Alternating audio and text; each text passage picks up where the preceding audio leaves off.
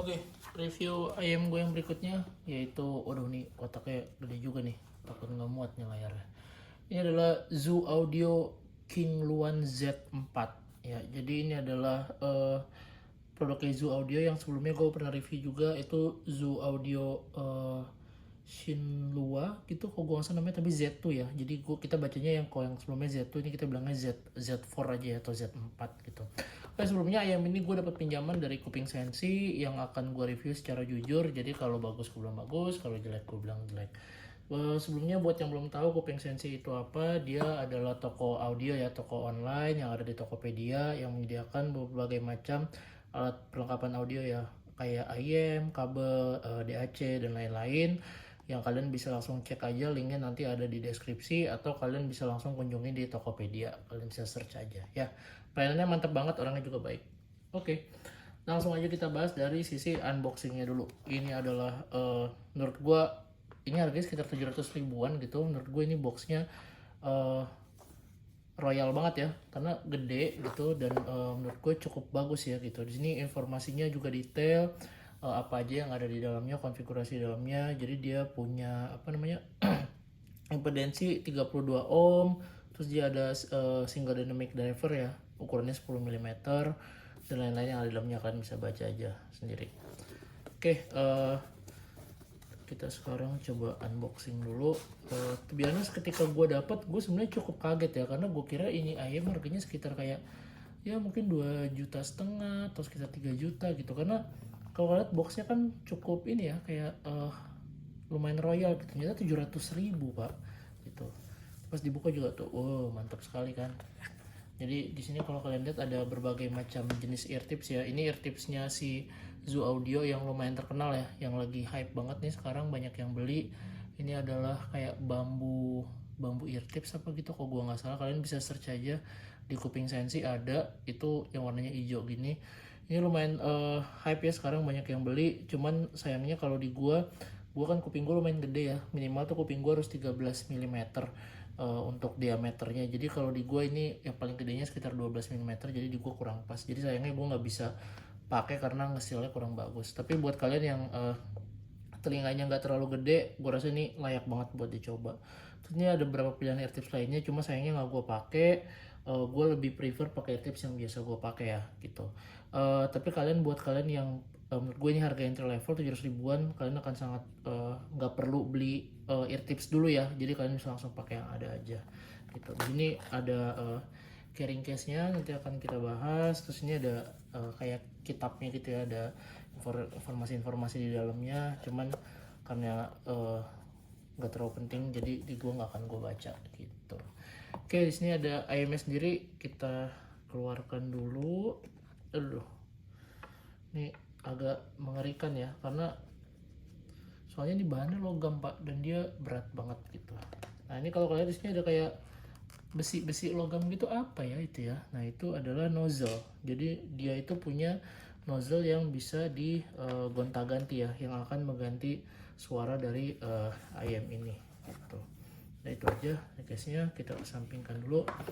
Oke, di sini kita bahas carrying case-nya dulu ya. Itu menurut gue lumayan suka sebenarnya, compact, kecil, tapi terlalu kecil menurut gue, karena ini kan ayamnya kan logam gini ya, metal. Gue lebih suka yang agak lebih gede, yang ngasih ruang sedikit gitu. Ini masih terlalu kempes banget, yang gue agak sedikit worry kalau gue masukin di sini gitu. Terus di sini kelengkapannya lagi, dia ada kabelnya yang kayak plastik gini ya, yang berlapis plastik. Ini agak sedikit lengket tapi nggak separah kayak kabelnya SIM-GOT yang entry level gitu. Terus dia pinnya, konektornya 2 pin. Terus kita dapatnya itu dia adalah dengan jack 3,5 mm. Oh ya, by the way ini dia udah built-in kabelnya itu dengan microphone ya gitu. Jadi buat kalian misalnya mau pakai buat meeting atau telepon, ini oke banget gitu. Tapi kalau kalian pakai DAC yang support mic juga ya, kayak misalnya Hidis S2 itu cocok. Tapi kalau kayak DAC pada umumnya kayaknya nggak semuanya support buat input dari suara gitu. Terus di dalamnya sendiri ada karet pengganti untuk nozzle-nya, karena dia nozzle-nya ada dua ya. Ini yang buat penggantinya itu yang istilahnya bukan defaultnya, itu dia karetnya warna merah. kayak gini. Ini ada yang warna merah sama warna transparan. Ini by default dia dapatnya itu adalah nozzle-nya yang warna transparan. Nanti karetnya gue kasih unjuk di dalam. Oke. Kita bahas kabelnya tadi udah, kita bahas sekarang dari body IM-nya ya. Ini menurut gua ini desainnya sangat teramat sangat amat keren ya menurut gua untuk harga 700 ribuan. Ini ada logo kayak apa sih, not balok gitu. Terus habis itu bahannya ini full logam ya. Enak banget. Terus dia kayak bawahnya tuh bahannya tuh kayak logam yang bertekstur gitu pak. Jadi ada teksturnya, nggak apa, nggak licin aja gitu. Ini keren banget menurut gue, bagus banget finishingnya. Terus habis itu menurut gue ini cukup berat ya untuk single dynamic driver. Ini kalau kalian memperkirakan, kalau kalian pernah pegang kayak SIMGOT IE500LM gitu ya yang harganya sekitar sejutaan, ini menurut gue ini lebih berat. Ini secara size dia secara bobot dia lebih berat gitu, walaupun dia cuma single dynamic driver ya. Ini untuk ngelepas nozzle-nya kalian tinggal puter berlawanan arah jarum jam aja. Terus ini tadi yang gue bilang ada apa namanya, karetnya ya. Jadi karetnya ini dia yang transparan. Nah untuk yang ini dia konfigurasi yang satunya lagi, settingan satunya lagi itu dia yang karetnya itu warna merah gitu. Cuman untuk review kali ini gue akan bahas full dengan yang default dulu ya, yang apa namanya, yang warna transparan dulu. Untuk yang warnanya merah nanti akan kita bahas. Oke, lanjut sekarang dari sisi fittingnya ya. Dia selain bahannya logam tadi cukup berat sebenarnya, tapi kalau menurut gue kalau dipakai di kuping sih sebenarnya nggak gitu terlalu berasa ya. Tapi kayaknya kalau dipakai lama-lama cukup berasa juga mungkin kalau teman-teman yang nggak biasa pakai IM gitu. Kemudian ini secara nozzle sebenarnya dia cukup pendek dan diameternya tapi agak sedikit besar ya kalau kalian lihat. Nah ini menurut gue agak sedikit tricky karena kenapa? Ini kan dia flat banget ya. Jadi kalau flat gini, kalau buat di kuping gue khususnya, itu gue ngerasa agak kurang sealingnya pak di kuping gue. Jadi gue sukanya agak sedikit cembung terus agak nukik gitu. Terus kemudian ini nozzle-nya yang pendek ini terlalu flat gitu, kayak lurus aja, harusnya agak harusnya agak bengkok dikit gitu ya, atau nyerong dikit gitu. Nah ini gue terlalu agak sedikit lurus. Ini menurut gue di kuping gue agak kurang sulit naruh fittingnya, jadi gue harus nyari ear tips yang lumayan tebal ya. Jadi dalam hal ini gue biasa pakai ear tips yang biasa gue pakai, yaitu si Azla Setna Crystal. Loh mana dia? Oh ada di sini. Sorry. Gue biasa pakai Azla Setna Crystal nih, lebih mantep untuk di kuping gue gitu. Oke, lanjut kita bahas ke sound impressionnya ya. Jadi untuk sound impressionnya sendiri, gue akan bahas dari sisi bassnya dulu. Ini ketika gue pertama kali denger, impresi gue yang pertama itu adalah oke, ini sangat berbeda sama si Z2 ya. Kalau Z2 itu dia lebih fokus ke bass, yang ini Z4 ini dia tidak fokus ke bass ya. Jadi dia punya rumble bass yang cukup pendek, impactnya juga cepet gitu ya. Jadi rumble bassnya itu terasa menurut gue kurang bertenaga gitu. Jadi rumble-nya tuh kayak apa ya, dangkal gitu ya, jadi kayak gitu. Jadi kurang berasa powerful dari suara yang dihasilkan gitu. Sejalan sama sub bassnya, dia suara bassnya juga pancinya juga menurut gue terlalu average gitu ya, jadi standar aja, nggak terlalu deep tapi juga nggak dangkal-dangkal banget juga ya. Jadi bassnya agak sedikit lebih menyenangkan sebenarnya daripada sub bassnya terlalu dangkal. Ini pas aja gitu, average. Cuman menurut gue speednya tuh terlalu cepet pak bassnya. Jadi karena cepet, jadi ya again gue nggak bisa merasakan kayak dentuman yang dem gitu. Tapi lebih yang ke dep kayak apa ya, kayak terlalu cepet gitu untuk impact baliknya gitu. Jadi gue ngerasa kayak apa ya, kurang kurang again powernya gue nggak merasa yang terlalu engaging untuk sisi bassnya. Jadi benar-benar ngepas aja gitu. Walaupun demikian gue ngerasa tekstur atau misalkan kualitas dari bass yang dikasih sebenarnya punya tekstur yang baik sekali. Cuman again apa namanya, kurang dari sisi powernya ya, atau dari sisi impact dari sub bass sama bassnya ini gitu. Jadi saran gue kalau kalian mau improve, kalian bisa pakai DAC yang istilahnya yang kesannya lebih warm ya, yang punya teknik signature suaranya lebih warm gitu. Kemudian dari sisi mid, menurut gue sisi mid ini adalah sisi aspek terbaiknya ya dari IM ini, karena kenapa? Dia punya vokal yang maju, karakternya itu smooth, las, abis itu dia punya bobot yang pas gitu ya. Jadi bobotnya itu sebenarnya nggak tebel, tapi dibilang tipis juga yang nggak terlalu tipis ya. Jadi kayak tengah tapi agak mulai sedikit mulai ke arah tipis, tapi bukan tipis ya, jadi kayak masih masih oke lah, oke banget. Jadi kesan suara airy-nya tuh dapet, suara high tone untuk wanita itu engaging sekali, gue suka banget suaranya untuk high tone wanita. Tapi kalau untuk high tone pria itu kalian harus berhati-hati, karena menurut gue ada beberapa lagu yang ketika ada suara teriakan di sisi suara high tone pria ya, itu kerasa kayak serak banget pak gitu. Jadi kayak misalkan gue denger waktu kayak lagunya si siapa tuh Sam Smith misalnya gitu ya, itu gue ngerasa ada suara yang seraknya gitu. Jadi itu yang gue kurang suka dari IM ini ya untuk high tone pria gitu. Tapi kalau kalian mau siasatin, mungkin kalian bisa coba siasatin dari ear tip, atau misalkan dari again dari source yang kalian punya, mungkin yang lebih fokus ke arah vokal ya. Mungkin kalau gue bisa pakai Mojo 2 yang gue punya, atau misalkan gue bisa pakai DAC lain gitu. Kemudian dari sisi treble, menurut gue ini memang benar-benar berbeda dari Z2 ya, si Zoo Audio yang Z2. Ini kalau si Z4 ini dia treble-nya lebih sparkling, jauh lebih sparkling ya. Dia apa namanya?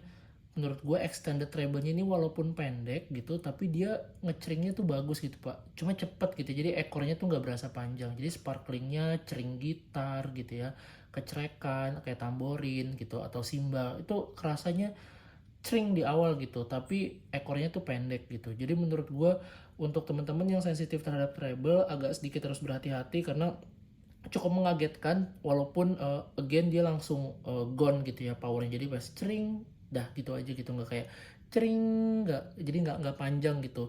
Jadi kalau buat treble head mungkin ini agak sedikit tergantung ya kalian suka yang extended treble panjang atau enggak, tapi menurut gue ini treble-nya cukup baik dan dia bisa memberikan micro detail yang untuk rentang harganya ini menurut gue oke banget pak. Jadi nanti gue akan bahas sisi comparison ya sama beberapa IM yang gue punya atau yang pernah gue review sebelumnya gitu. Kemudian dari sisi soundstage, ini soundstage-nya menurut gue sedikit di atas rata-rata, cukup airy tapi yang nggak megah-megah banget gitu ya untuk harga 700 ribuan. Menurut gue cukup nyaman didengerin, tapi yang pasti tidak intimate ya, jadi agak sedikit lega lah gitu. Untuk imagingnya, menurut gue ini imaging 3D perputaran suaranya oke sekali di rentang harganya, layeringnya juga kerasa gitu ya, walaupun layering ini menurut gue masih sedikit bukan nempel ya, terasa dekat gitu. Jadi layeringnya tuh deket-deket gitu, jadi instrumennya itu kayaknya tuh penuh gitu ya, jadi nggak yang lepas yang jauh-jauh gitu. Jadi kayak seolah-olah dia kayak nyanyi di area yang luas tapi instrumennya tuh berdekatan gitu. Menurut gue oke. Mungkin kalau teman-teman yang suka technicality seperti itu bisa dipertimbangkan ya gitu. Kemudian dari micro detail menurut gue ini salah satu yang terbaik ya, kayak tadi yang udah gue bahas. Jadi kalau kalian yang suka micro detail, saran gue ini cocok banget buat kalian. Nah, gue akan bahas sedikit tentang si nozzle merah ini. Nah, nozzle berkaret merah, sorry. Nah, menurut gue ini sebenarnya kalau kalian cobain ini, kalian pasti untuk sebagian orang ya, kalian mungkin akan ngerasa kayak kok nggak ada bedanya ya gitu. Tapi setelah gue dengerin beberapa lama, ada dua poin menarik yang menurut gue ada bedanya. Jadi yang pertama, untuk si nozzle dengan karet merah ini, yang pertama lu akan terasa upper mid-nya itu lebih ke boost gitu. Jadi vokalnya tuh malah terasa lebih makin gak natural gitu. Jadi yang tadinya high tone untuk wanita menyenangkan, ini agak sedikit unnatural dan kerasanya tuh unpleasant banget lah, bener-bener mengganggu banget. Apalagi suara pria ya, itu bener-bener udah makin parah deh, bukannya serak lagi gitu. Tapi kalau misal untuk sisi bassnya, itu gue ngerasa powernya malah semakin turun gitu. Jadi yang tadinya bassnya itu sudah average ada ya, cukup aja, ini malah jadi makin turun lagi gitu, makin gak engaging gitu. Jadi somehow menurut gue dengan nozzle ini malah jatuhnya tuh jadi kurang baik ya, malah nggak ada baiknya gitu. Jadi kalau saran gue mungkin kalau kalian beli, gue yakin kalian akan most of the time kalian akan pakai yang nozzle-nya transparan ketimbang pakai yang nozzle-nya berkaret merah gitu. Oke, gue akan compare ke beberapa IM yang sebelumnya pernah gue review. Mungkin kalian bisa cek videonya di YouTube channel gue. Jadi berapa yang pernah gue review itu adalah gue akan compare dengan Sonus yang harganya kurang lebih sekitar 700 ribuan juga, dan Kevin DLC yang beberapa waktu lalu cukup hype ya, sekitar 800 sampai 900 ribuan. Oke, kita bahas dari unboxingnya dulu. Jelas unboxingnya untuk King Luan Z4 ini udah jelas lah ya. Ini unboxingnya luar biasa bagus ketimbang si DLC sama si apa namanya Sonos gitu ya. Untuk perlengkapannya lebih bagus si Z4. Kemudian untuk dari sisi fitting, gue lebih prefer DLC karena DLC secara body ini kan terlalu tipis ya, maksudnya tipis dalam arti lebarnya tuh kecil dan dia tuh agak sedikit tebal gitu. Kalau DLC tuh dia agak lebih gede gitu ya, agak lebih gede. Jadi kalau nutup telinga tuh enak gitu loh bang telinga gue ya gitu. Dan ininya tuh juga agak sedikit berbentuk ya, nggak flat banget kayak gini. Jadi untuk fitting gue lebih prefer DLC dan bahannya juga lebih bagus ya. Sorry, bahannya sih hampir sama ya sama sama si siapa si Z4 ini. Tapi yang pasti kalau Sonos itu udah full plastik, jadi gue coret lah untuk fittingnya. Kemudian dari sisi bass, gue lebih suka bassnya DLC. Gue ngerasa rumble-nya yang lebih panjang, terus habis itu dark, lebih lebih dark ya. Jadi powernya juga lebih engaging ketimbang si Z4 ini gitu. Jadi buat teman-teman yang suka bass, jadi kalian lebih baik ke DLC aja. Kemudian untuk mid-nya sendiri, jelas gue pegang Z4 ini karena kalau misalnya di Sonos itu menurut gue suaranya terlalu tipis.